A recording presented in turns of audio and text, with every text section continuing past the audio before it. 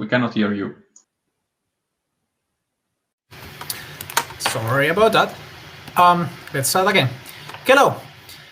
Good evening and welcome to the final event of the term at the Oxford University Scientific Society. This has been a really long term and full of difficulties, but it's also been full of fantastic talks, and we are not about to stop. This evening, we have the pleasure to present Professor Anna Domingos, who's a professor at the Department of Physiology, Anatomy and Genetics, DPAC for friends, here at the University of Oxford, and also tutor for medicine at Lady Margaret Hall. Professor Domingos and her lab have pioneered a new field that combines, or rather studies the interplay between neuroscience, immunology, and endocrinology. Her lab has produced many advances in these fields, and in particular, they have recently pioneered a new class of compounds to treat obesity. I'm not going to talk more about this. I'm going to let her explain all of this. So, Professor Domingos, welcome, and we are awaiting your talk. Thank you so much, Carlos. It's a pleasure to be here. And before I talk about those compounds that we developed, of which there's only one insofar, I'm going to talk about the biology and the thought process that led us to discover this type of compounds that are anti-obesity compounds.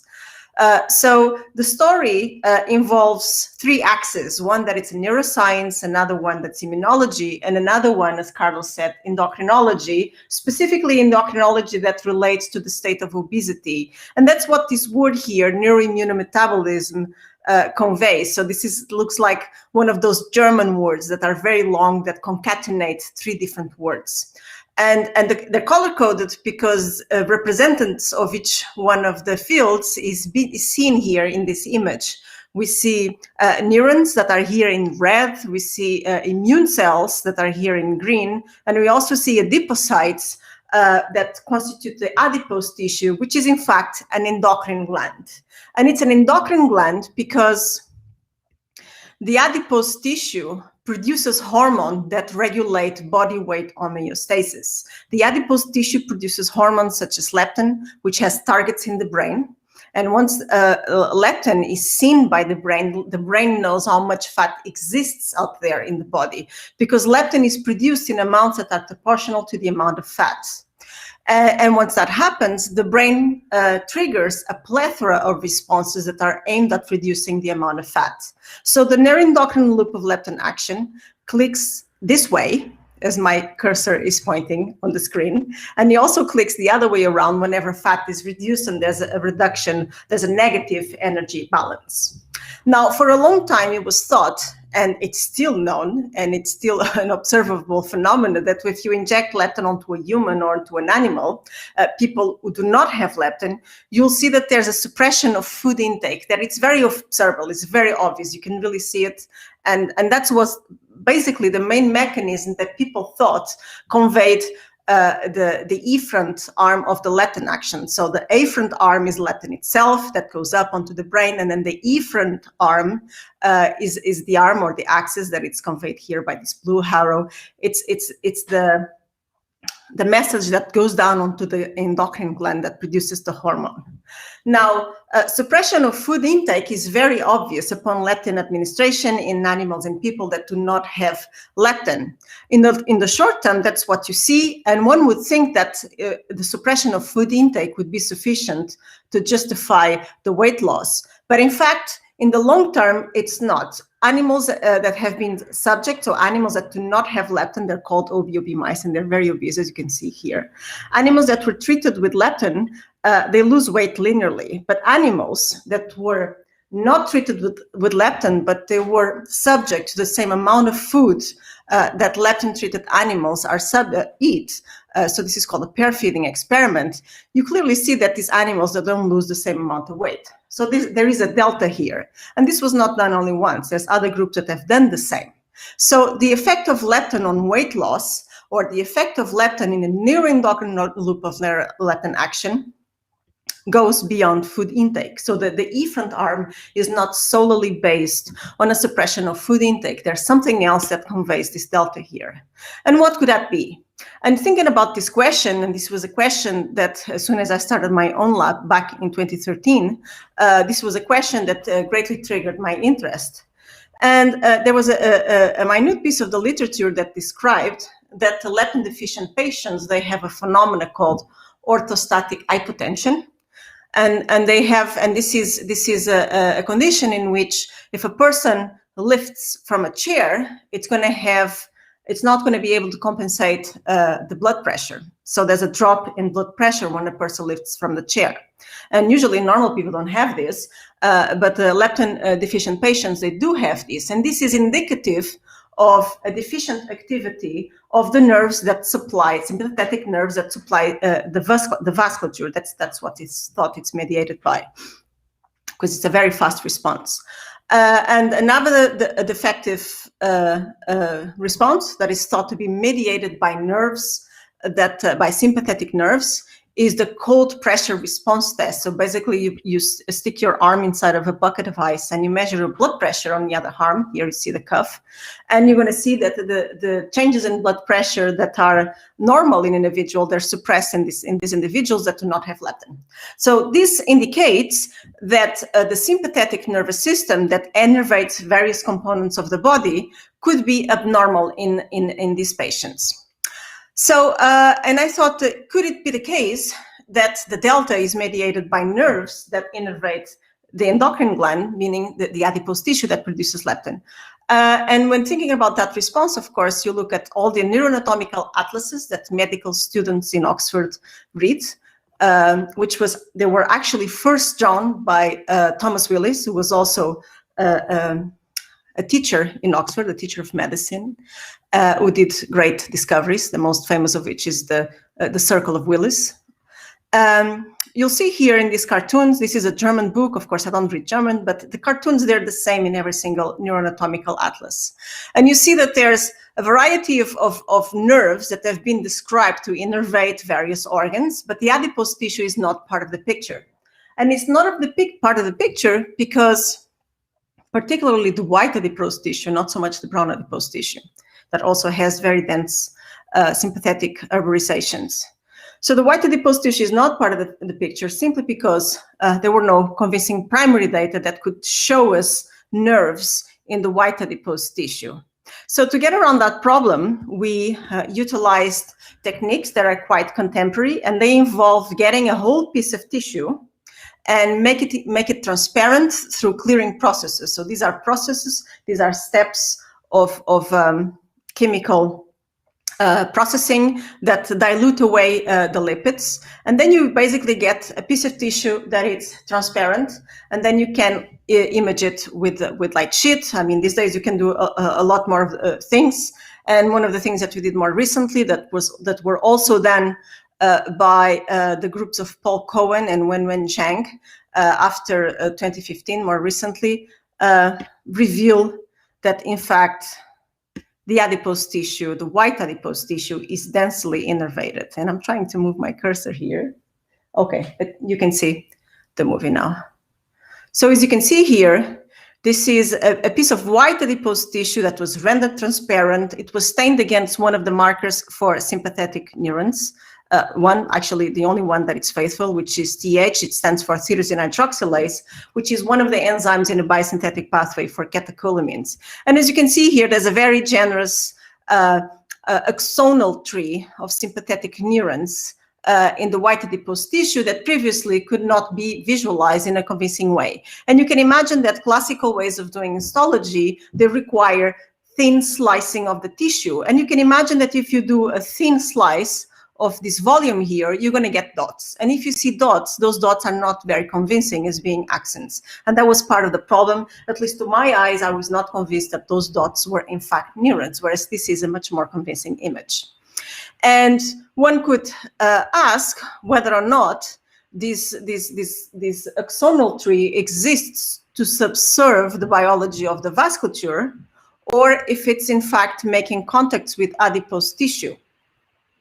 And for that, to address that question, we had to use a different imaging technology, which is two-photon microscopy of a living animal, where we could see a transgenic animal that was expressing a fluorescent protein, such that we could visualize the sympathetic axons. And you can see here, you see that there's axons that are making very close contacts with that look like almost like synapses, very close junctions with the adipocytes. So in green we have adipocytes, and in red we have the sympathetic neurons that we know are sympathetic neurons and not some other kind of neurons. And those junctions kind of told us that probably there's biology going on here, and that there's a direct crosstalk between the nerves and the adipocytes.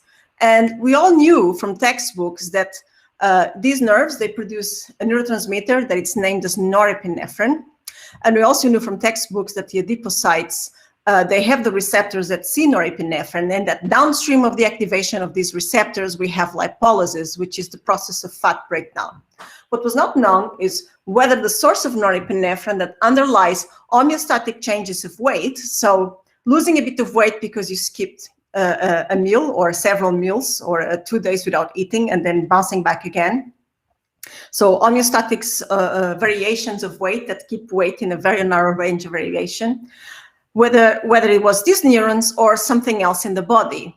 And this question was valid because there's other things in the body that were thought to be responsible for homeostatic changes in weight, and that's the adrenal gland. The adrenal gland also produces enormous amount of norepinephrine when it's needed, and usually it's needed if you need to run away from from an assassin, for instance.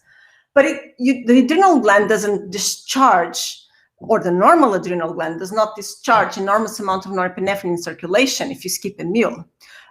It can do that if it's a sick adrenal gland, like a pheochromocytoma, which is a tumor of the adrenal gland that produces enormous amounts of norepinephrine. But that's not steady state. That's a tumor condition, which doesn't apply to this scenario. So the question is it these neurons that mediate the homeostatic variations in fat mass? And to answer this question, we had to do a gain-of-function experiment in which we use the modern tools of neuroscience, which is optogenetics, or at least the first version of the modern tools of neuroscience. Now there's a lot of different tastes of optogenetics these days. And we expressed channelrhodopsin, which is a light-sensitive cation channel. And if we express a light-sensitive cation channel in a neuron, we can activate the neuron with flashes of blue light. So this particular channel is sensitive to blue light, but not to red light, for instance. And we were able, in the same way that we're able to visualize these neurons in this picture, we're also able to stimulate them using the same genetic tricks. And to make the long story short, we're able to optogenetically validate that activation of these neurons is sufficient to fat mass loss. And through a variety of experiments that, for the sake of time, I will not get into the detail, we're able to demonstrate that the sympathetic neuro-adipose connection mediates lipolysis and mediates it's the efferent arm that is part of the neuroendocrine loop of leptin action, and essentially closing the loop of the neuroendocrine loop of leptin action. Now, the loop functions in such a way that during homeostasis, you have the hormone being produced by the gland, by the adipose tissue. It tells the brain how much adipose tissue there is. And then there's an efferent signal that signals down to the brain that keeps variations in weight in a very narrow range of variation. And that efferent loop, they are the sympathetic neurons. Now, in a situation of leptin resistance, there's a lot more of that hormone in circulation. And studies from the laboratory of Philip Scherer have demonstrated that interfering with one of the arms in the loop is sufficient to restore homeostasis. And what he did was he made the afferent arm thinner. So basically, in a situation of obesity, he was able to neutralize the excessive amount of leptin with neutralizing antibodies, or by a temporal conditional knockout, in which he was able to drop down the levels of leptin in a situation of obesity. And it sounded counterintuitive, but it made a demonstration that you can interfere with a malfunctioning loop and restore homeostasis by interfering with one of its arms. Now, my question is, can we interfere with the opposite arm? Can we bypass leptin resistance by making this arm, the efferent arm, stronger? or facilitate it? Can we magnify, and here I put a picture of a megaphone to designate amplification, can we actually amplify the signal that is now diminished from a situation of leptin resistance? So can we actually facilitate the activity of sympathetic neurons? This is an idea that came about in the community after we published the autogenetic activation of the sympathetic neurons in 2015, and the idea that we could have a drug that would zap the fats in the white adipose tissue is a very tempting one. So a drug that would mimic the gain-of-function experiments that we had published, and could then that drug shortcut central leptin resistance. Now, we could have a drug that could be directed to the neurons. That would be one way to go. Or we could have a drug that could be directed towards another cell that would be talking to the neurons. And if it was another cell, then we would have another layer of control, and which would be amenable to intersectional approaches where we would have extra control over our target cells. And this idea came from visualizing that there's this beautiful cells sitting on top of the sympathetic nerves that we dissected from the adipose tissue. We saw these beautiful cells, and believe it or not, because they were beautiful, we decided to study them. And so here we see the axons, and we see what we know these days are macrophages. Back when we first saw these cells, we didn't really know they were macrophages. That was a possibility, but demonstrating that these cells were macrophages require isolating the cells and comparing them to cells that were aching. And there's many different macrophages that are reported by the presence of CX3CR1 or GFP, that it's produced downstream of CX3CR1 promoter. And we isolated all of those cells from various tissues. We sequenced them in collaboration with Chris Glass in heroic work that was done by Jason Seidman and Roxana Pielskarska.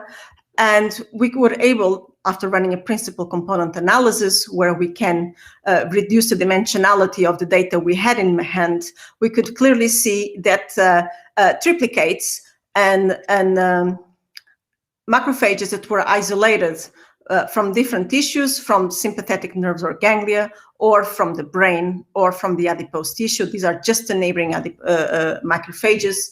They were very different from each other. So they were very different from splenocytes, macrophages isolated from spleen, or from microglia, and they were sufficiently different from neighboring macrophages in the adipose tissue. If we zoomed in into specific genes that could relate to adrenergic function, and the reason for listing this panel here is simply because we're looking at macrophages that are sitting on top of adrenergic neurons. So it's natural to think that there may be some crosstalk between adrenergic neurons and these macrophages. So we listed a number of genes that had some relation to adrenergic function. For instance, the beta-2 adrenergic receptor, which is expressed by most macrophages. So it's a pan-myeloid gene. We don't know what it does yet. But there was another gene that, not the only one, but this one particularly attracted our attention because it was statistically enriched. It was not highly expressed, but it was statistically enriched in the populations of macrophages that were dissected from sympathetic nerve bundles in the fat. So we decided to study it. We wanted to know what is the role of this gene in the macrophages that are sitting on top of the sympathetic neurons. And this gene is the norepinephrine transporter. So and that's why we thought it was important to study it. And to study it, we did this preparation that you've just seen in the previous movie, which is nothing but a superior cervical ganglia. So it's the sympathetic chain starts in the neck and it goes all the way down along the spinal cord, along the bones, the vertebrae, on the anterior aspect of the vertebrae. And we can put them on a dish and culture them, and they're very happily in culture. So they can last for at least a week in culture. And this is a ganglia from one of the animals that express channel rhodopsin in the sympathetic neurons. And when we flash the blue light to activate the channel rhodopsin and therefore remotely activate the neurons, we asked, is there anything different about the macrophages if now they have neurons being activated just underneath them?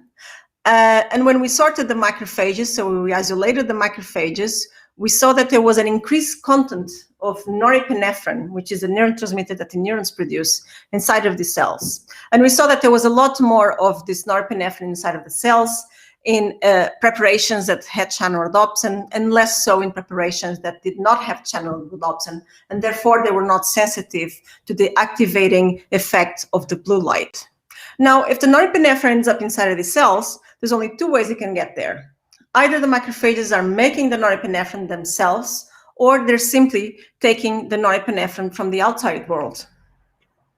And the first hypothesis we could discard, even though there was some suggestion from the literature, 10-year-old literature, suggesting that macrophages, they can have the ability to, or some types of macrophages, they can have the ability to make norepinephrine. And in our hands, we'd never seen a macrophage that had any of the machinery for norepinephrine production.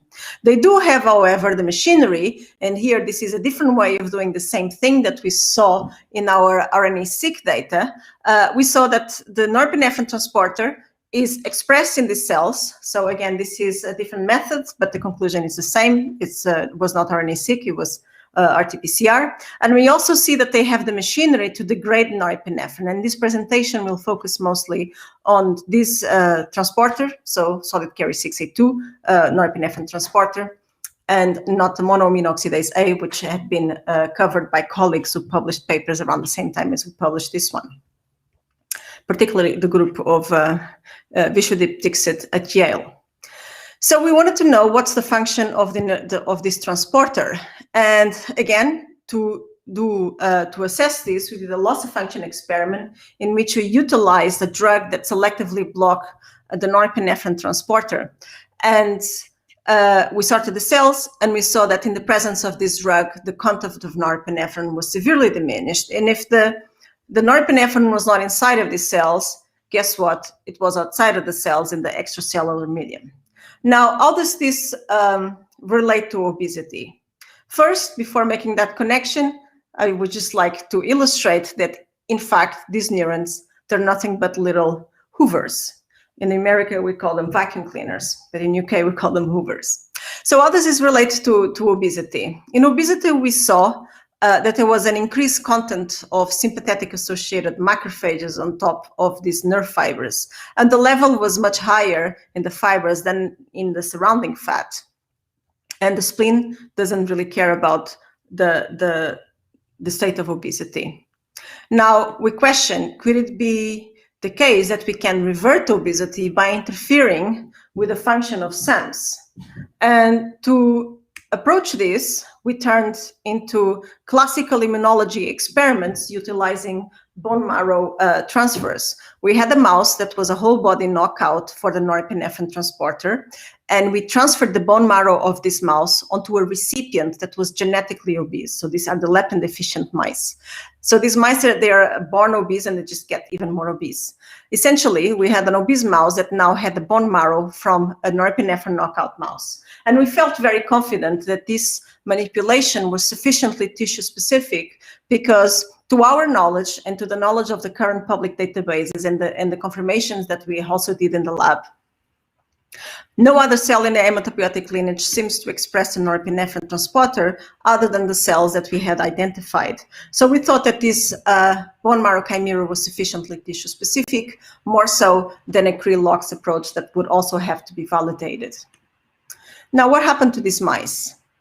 OB mice, they're very obese, and they have a whitened brown adipose tissue. What does it mean? The brown adipose tissue is a tissue that burns calories to make heat. So brown adipose tissue keeps you warm. And the white adipose tissue, they have a deficient and OB mice, obese mice, they have a deficient brown adipose tissue. And they have an enormous white adipose tissue. And in this chimera, we saw that there was a rescue of the brown adipose tissue, which can be marked with this protein, UCP1. And we also saw that the white adipose tissue was converging into a brown phenotype. So this is called browning. Effectively, these animals now can survive the cold because they have a better brown adipose tissue. So the brown adipose tissue was not just there, but it was also functional because these animals, they produce more temperature in response to cold. And another type of physiological challenge that will engage sympathetic neurons is a short period of food restriction. And now this is not starvation. This is just normalizing the amount of food that an animal would eat. These OBOB mice, they're hyperphagic. So usually they eat about 5 grams a day of food. But if we normalize this food intake, or we pair feed these animals to the amount that a normal mouse would eat, which is about 3 grams of food, we see that there's an enhanced capacity of the chimeras, the ones that are defective of norepinephrine transport into macrophages. We see that there's a facilitation of weight loss. And what was more interesting than that is that the yo-yo effect that usually subsequents a period of food restriction, which is what happens with most dieters. You do a diet, you lose weight, you stop the diet, you go back to the same point. What you can see here, the yo-yo effect is gone. So there is a long-lasting effect of this manipulation on the body weight of these animals. And this was not a manipulation that involves manipulating circuitry in the brain. So this was a manipulation that was purely peripheral, outside of the brain. The idea that macrophages can dispose of catecholamines now is an idea that it's more widespread because there's 3 independent labs that converge onto the idea. And I think now this is a model that has legs to walk. And we could ask, well, this is just a model that applies to mice, or this is also applies to humans. And to address that question, we didn't dissect, but collaborated with the hospital at the University of Lisbon. And we were able to get this ganglia, human ganglia, which then were subsequently stained in a pathology lab within the hospital. And you could see here that there's a CD68, it's a macrophage marker. This is the usual textbook image of a sympathetic ganglia. So this is how histologically they look like. If you zoom in, you see the very big neurons, and you see all of the cells around that are called satellite glial cells. And a big proportion of them are likely to be macrophages because they're stained with CD68. To make the long story short, SAMs contribute to obesity by importing and metabolizing norepinephrine. They're there at steady state already to maintain the homeostasis of the sympathetic nervous system. And they mop up the signal that the adipocytes need to see in order to shrink. So in a situation of obesity, there's a lot more of these cells mopping up the place, and therefore the signal that the adipocytes need to see is diminished. We're able to reverse this process by interfering with the norepinephrine transport system, essentially interfering here with the hose of this Hoover. And this was a manipulation that did not involve the brain. So this was a manipulation that involved a bone marrow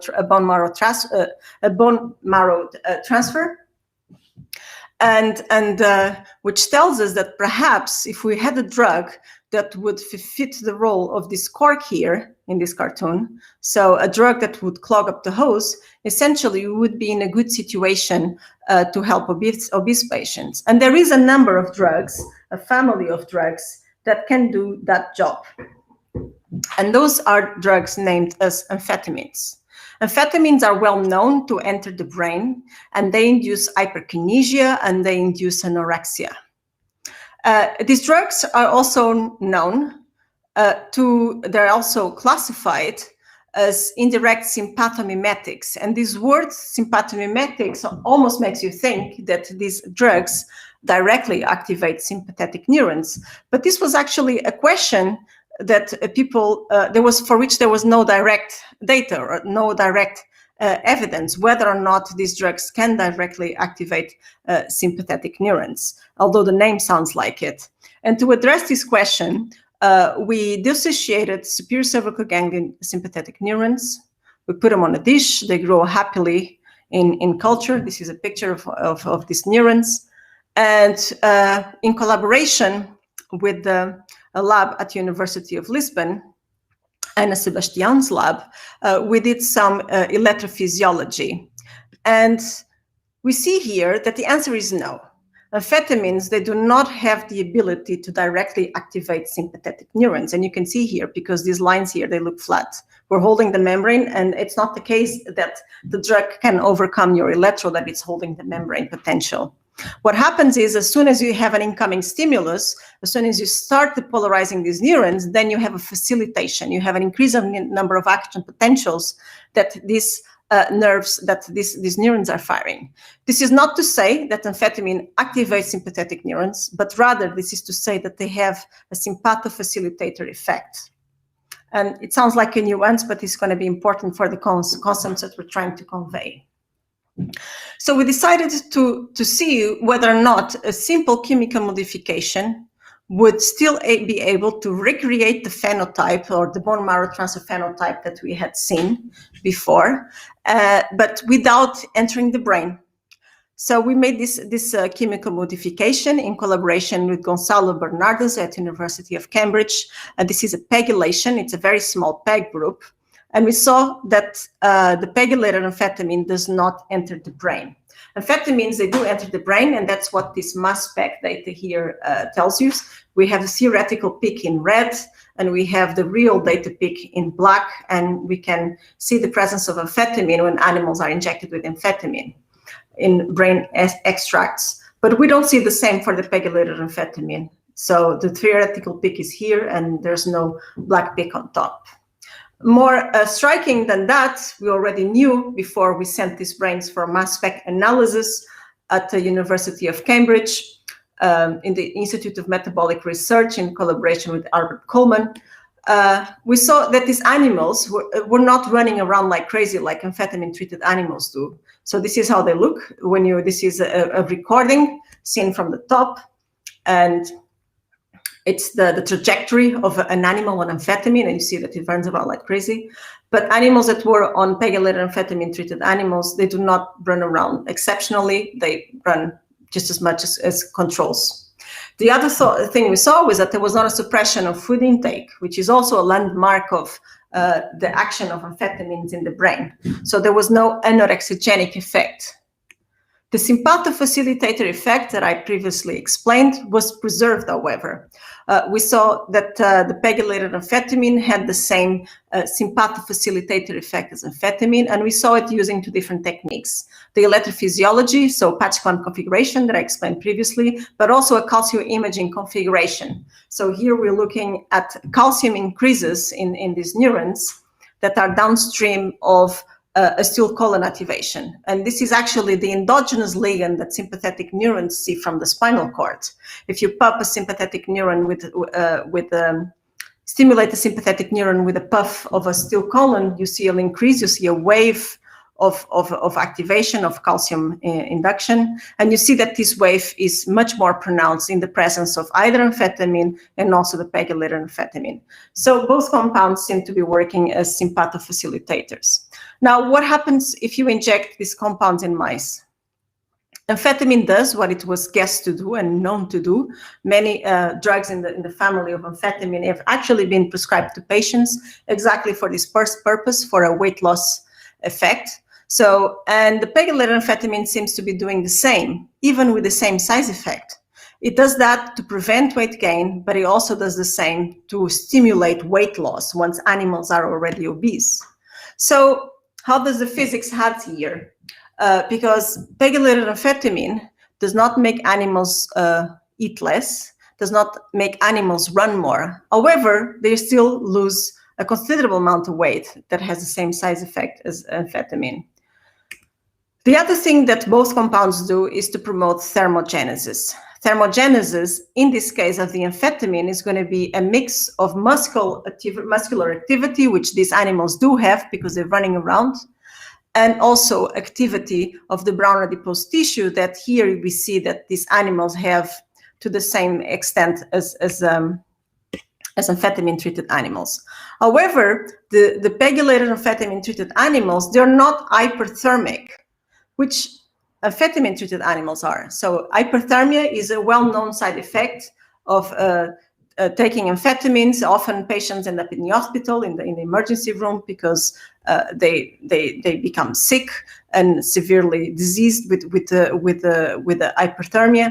But the pegylated amphetamine treated animals, they do not get hyperthermic. So if they're burning fat, producing temperature, which is a process called thermogenesis, and they're not warm inside of them. So this is the temperature this is the core temperature, whereas these images here, they look at superficial temperature that it's produced by the brown adipose tissue. If they're not hyperthermic, that means that they must be dissipating the heat that they're producing. And that's exactly what we saw. The pegylated amphetamine treated animals, they dissipate their temperature via the periphery. In an animal, that's the tail. So essentially they have warmer tails because they have vasodilation, most likely, and they can dissipate their temperature. So these are well-known physiological mechanisms for heat dissipation, vasodilation.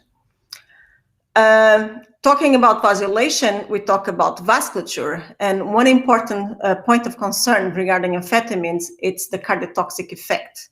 Animals and humans who take amphetamines, they have, and if they take them for a long period of time, they develop heart disease because the heart basically is overworking and for increased heart rate. So there's tachycardia and there's increased blood pressure that emerges from the intake of amphetamines that we've seen here in these red bars. However, the pegylated amphetamine treated mice, they don't have any of that. They seem to have normal heart rates and normal blood pressures, which tells us that, or this is initially what we thought, that if we're excluding the amphetamine from the brain, then this cardiotoxic effects of amphetamine, they surely come from the brain. That's what we thought. And in fact, there were some papers pointing already to that idea, some older papers that we actually didn't come across them, not until our paper came out. So this is a convergence of ideas that I think substantiates the model. And if when we inject the drugs back into the brain directly, then we recreate the cardiotoxicity. So we see increases of heart rate if these drugs are directly applied to the brain, which is something that the previous papers that I just mentioned, also using different types of amphetamines, methamphetamine particularly, have also demonstrated. Now, at this point, we wanted to know whether or not the initial molecular target that we had envisioned was the same. So could it be the case that the pegylated amphetamine had the same type of affinity for the transporters amphetamine did? Because that's a risk of a chemical modification, is that you lose the affinity. And that's exactly what happened. And we measured this in collaboration with the CRO. We could not make big predictions about whether or not our drug, the way it was designed, could interfere with the binding capabilities of these transporters, simply because there was no crystal structure of the transporter available. Once we have a crystal structure available, then we can do modeling and do predictions about drugs binding into different parts of the molecule. But because the structure was not available, we didn't have the capacity to run those studies in a short period of time. So it was sufficiently easy to make the drug and test it in animals and see if it worked. And it did work.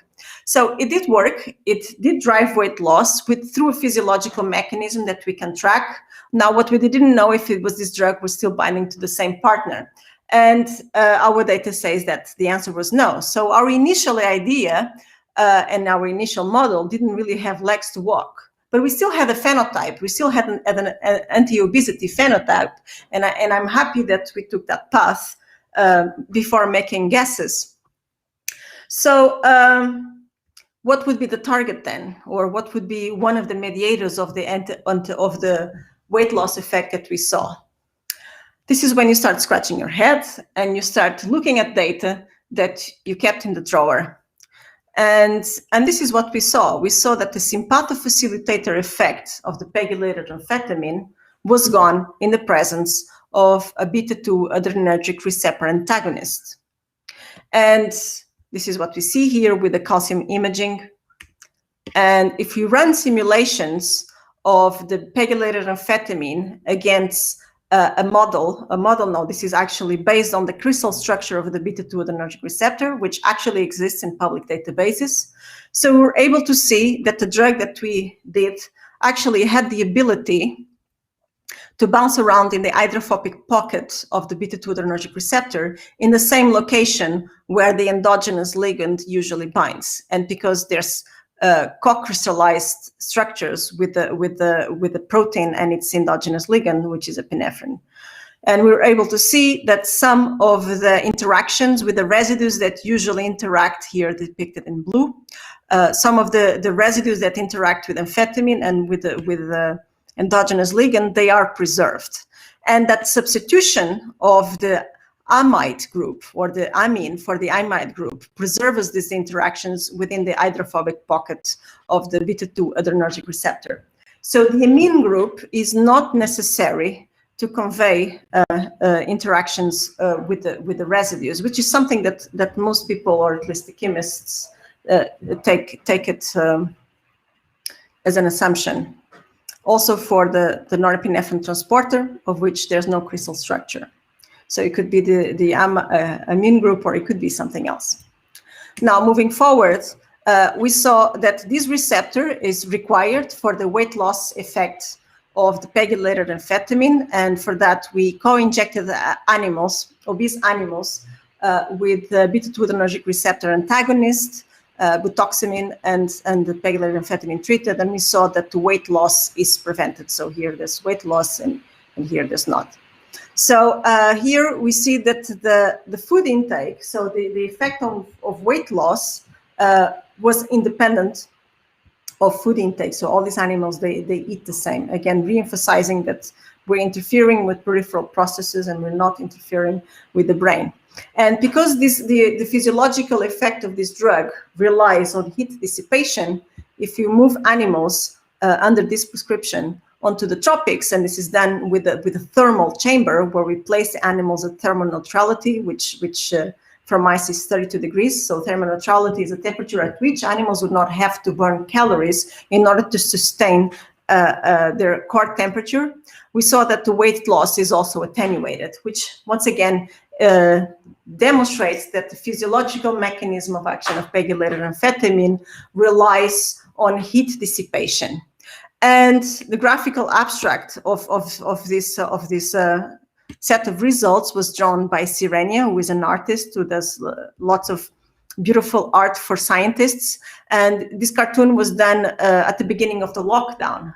And she was very inspired by staying at home. And in her, the metaphor here is that we have pegylated amphetamine that drives weight loss, not entering the brain. So, and by not entering the brain, it keeps the heart safe away from the cardiotoxic effects of usual amphetamines.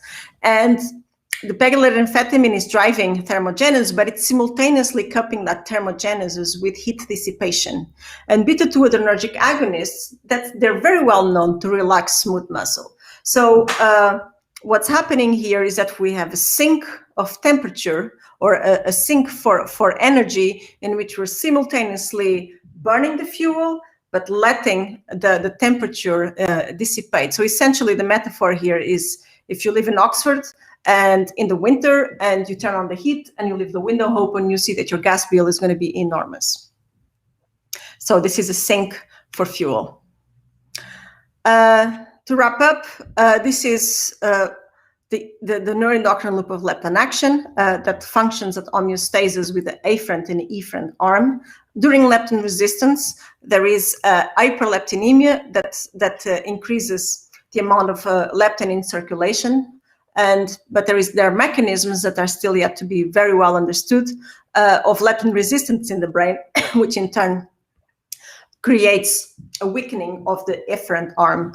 And essentially what our pegylated amphetamine is doing is to rebalance the neuroendocrine loop and bring it back to homeostasis by increasing the afferent arm of the neuroendocrine loop of leptin action.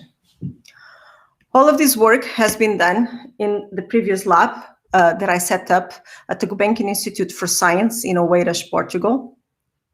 And it counted with the wonderful work of Roxana Pilskarska and Elsa Seixas, and also Inês Mahu for the story of the pegylated amphetamine, which actually started by Mafalda Pereira, who in the meantime took a PhD at the Max Planck Institute for Metabolic Research under Jens Bruning. It also relied on the collaboration with Gonçalo Bernard. So he's actually the person he's a chemical biologist, and he was the person who gave me the idea of pegylating amphetamine, which worked. We also in Cambridge relied on the mass spec expertise of Albert Kuhlmann and Ben Jenkins. And we relied also on collaboration of various people who are in this slide. And of course, I have to thank the funding agencies, particularly ERC, the Human Frontiers Science Program, the HHMI, and the Wellcome Trust International Research Scholar Awards. So now I'm in Oxford, I'm growing my team, and if you're interested in doing magic, please join my lab. And I would like to thank the host for inviting me for this talk. Well, this was a really beautiful talk. Thank you very much for giving it. I really enjoyed how your research goes from understanding the problem much better and then coming up with a very simple modification that turns something that we knew worked into something that actually works safely without damaging the heart or any other things. So that was incredibly cool. And well, it seems our audience thinks the same because they are passing with questions. So Lorenzo, can we have the first question? Yes. Okay, so the first person, Zoe, it's asking if GLP-1 drugs work in a similar way to the compounds that you have described today. It's an interesting question. I mean, it is defended that GLP-1-like compounds, they do enter the brain, so therefore they should not work the same way. But perhaps they also centrally bypass leptin resistance by activating sympathetic activity. That's not known. So it's an open question, and it's a very interesting one. See. So I assume there are a lot of different pathways to essentially treat obesity beyond the ones that you have explained today. Exactly. Well, another question? Oh, yes, there you are. One of my is having connection issues. Yes. Sorry, I might be having connection issues sometime. So the next question is also from Zoe. Yes, and it's essentially asking, well, you can see it on the screen. I guess what she's trying to ask is whether stress increases glucose mobilization and therefore insulin and leptin resistance. Well, it depends on what kind of stress. If you're talking about chronic stress or if you're talking about acute stress. Acute stress is actually phenocopying, or if you jump off a parachute, that's essentially phenocopying the fight or flight response, which involves the adrenal gland. And that's actually the kind of thing that you should not have constantly all the time, to have adrenal gland discharge so that you have norepinephrine being released into circulation chronically. That will drive your heart crazy, because it also enters the brain, right? So I don't think that being permanently exposed to acute stress will be the cure for obesity, and certainly not chronic stress, because that also involves different pathways that are more cortisol-like. If anything, that actually makes truncal obesity. So it's not really the answer to, or a solution to a disease. Thank you very much, Zoe, for the question. Lorenzo, keep them coming. Right. I'm also seeing some questions here on the chat. Yeah, so those are exactly the same questions that we are putting on the screen. So we just collate them from Facebook and put them on the screen. So Zoe, again, wow, Zoe, you've got a lot of questions. That's really great, by the way. So yeah, she's essentially asking if when you lower insulin, you do not automatically lower leptin dietarily as well. Well, if you lower insulin, you can die. But that's bad. I don't know what you mean lower leptin dietarily. Sorry, I didn't understand the question. Sorry, leptin dietarily. I didn't understand. I think she probably means. I mean, she can clarify it on the chat if she's hearing this. But yeah, I can. I believe what she probably wants to say something in the lines of, if you have a diet that results in small sort of insulin peaks, whether that also changes the proportion of leptin. But also, I don't know if what I just said makes sense. I mean, leptin only changes in proportion to the amount of fat. Mm-hmm. So if you have no insulin, you become extremely lean, which means you lose your fat, then therefore you lose leptin. But these are like secondary processes. I don't think that there's like a clear relation between the amount of one versus the other. Fair enough. That makes sense to me. I hope it also answers Zoe's question. So I can see more and more questions coming on the chat. So Lorenzo, please. Is the connection to neurotrophins known? I don't know. Which neurotrophins? There's a variety of them. And connection by whom? By the neurons. I mean, neurons, they are responsive to neurotrophins for sure. And we know that neurotrophins, they can mediate what the name indicates, which is trophic factors for the neurons to grow. And it's well known, it's actually a recent discovery that there's sympathetic neuropathy in the white adipose tissue. And not just in the white adipose tissue, also in the liver. So obesity triggers this neuropathy. So the axons, they kind of just regress, they become weaker and smaller. And probably part of what the sympathofacilitators are doing is to restore back the axons to their normal level of function. The neurons, because that's how neurons behave. If a neuron remains inactive, it's going to die away. And maybe that's what the sympathetic neuropathy is. And by reversing or by facilitating the activity of these neurons, we prevent them from dying. So I think that's one of the mechanisms that it's also here at stake, is that we're preventing these neurons from dying from lack of activity.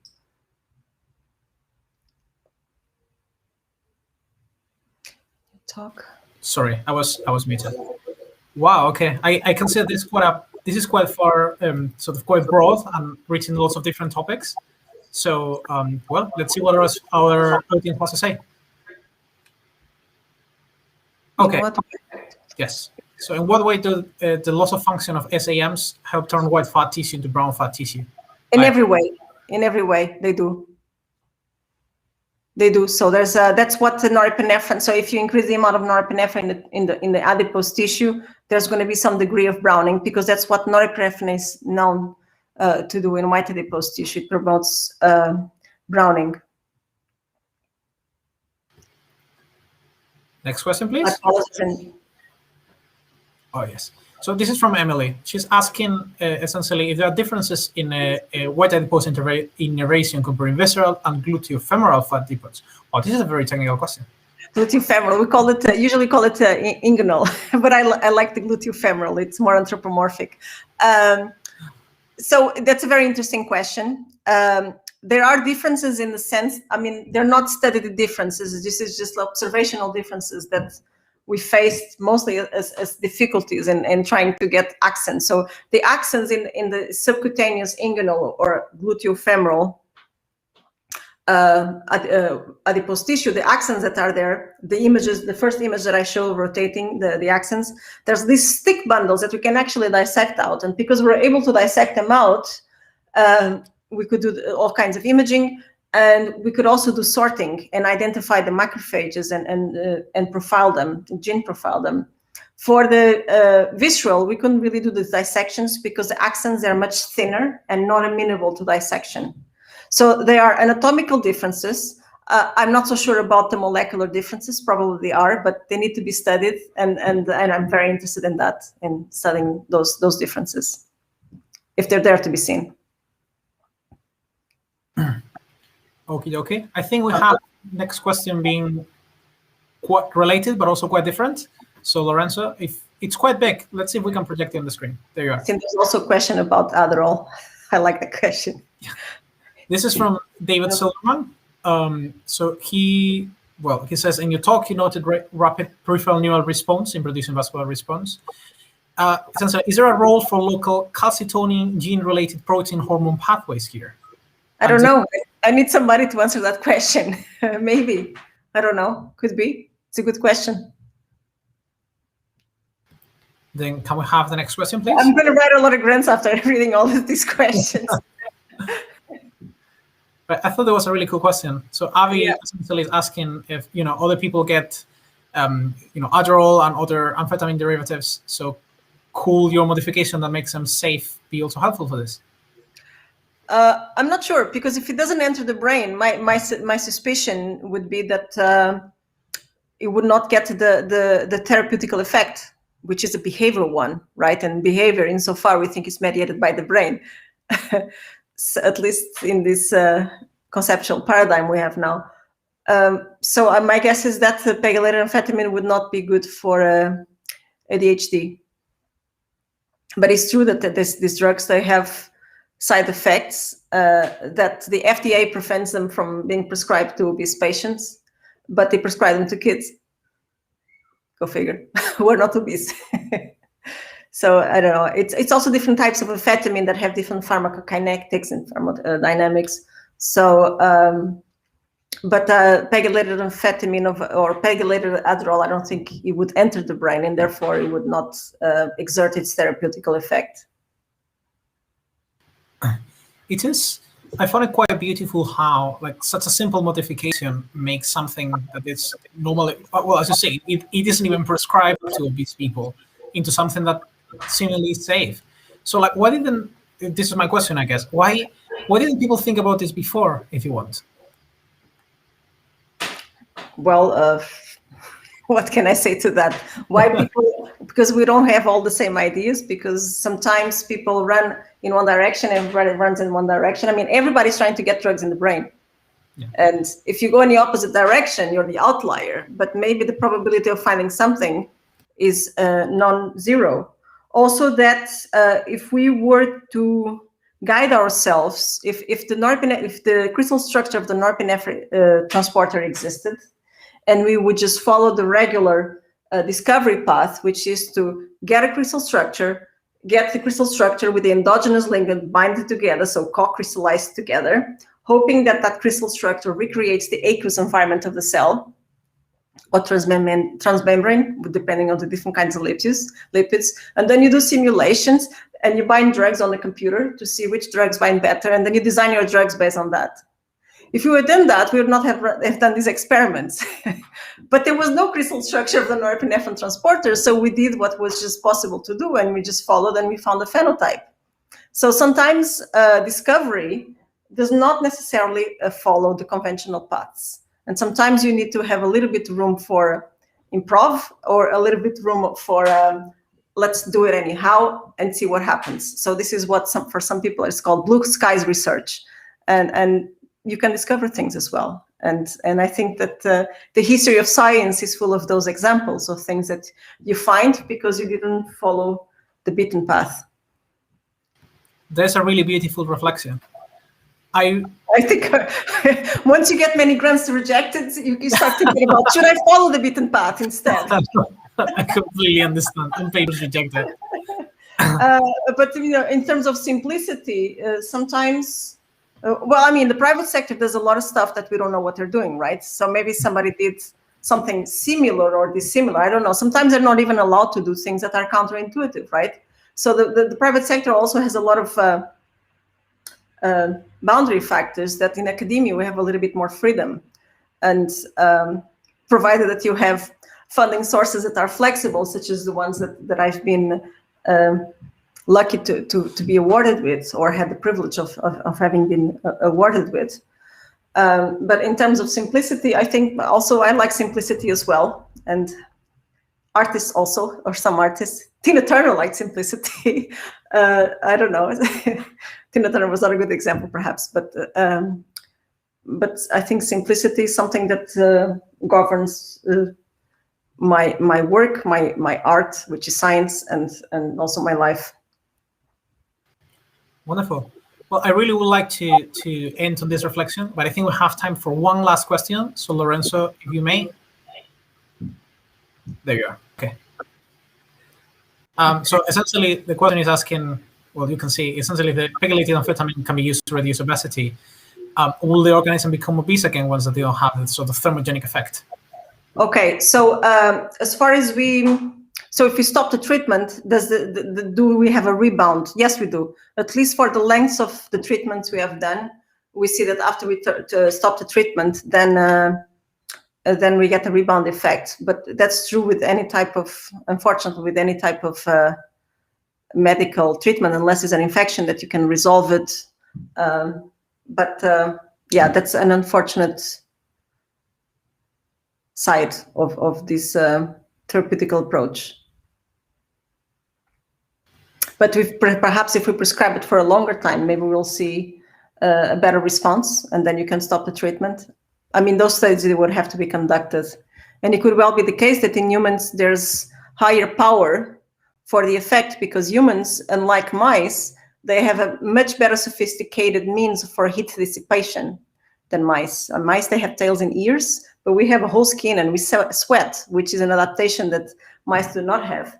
So it could be the case that the treatment would be shorter in humans because the drug will be more powerful. I don't know. We would have to try that in non-furry animals.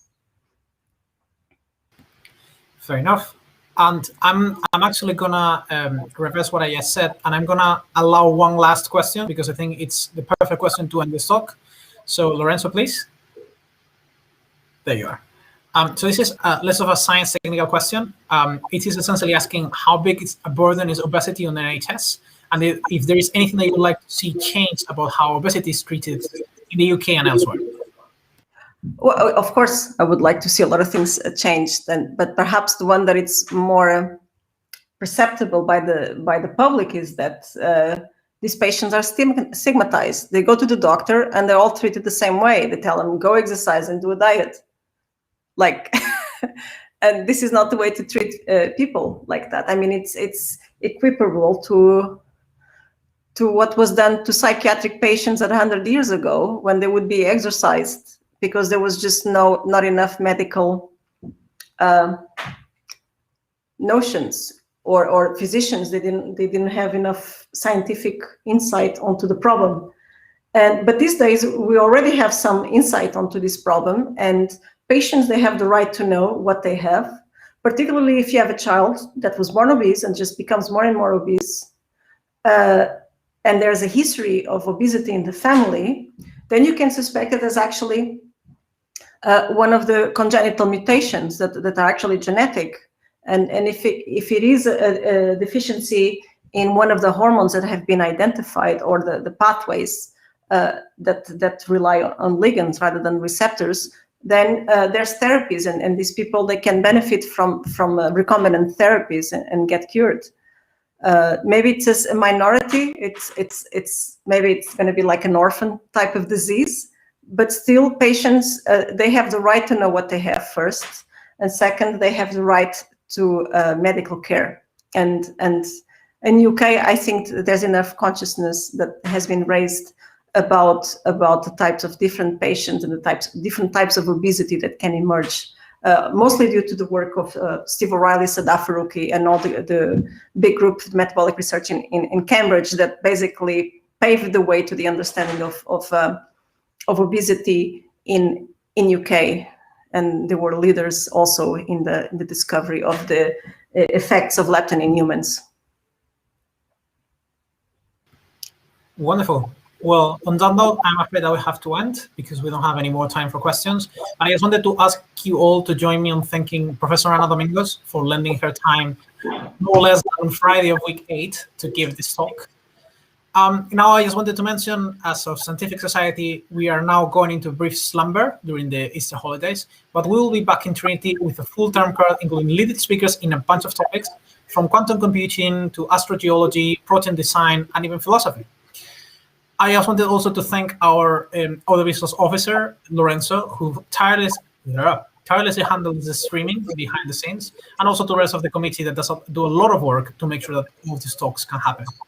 Finally, I hope you all have a wonderful rest during the Easter break, and I hope to see you soon in Trinity. Thank you.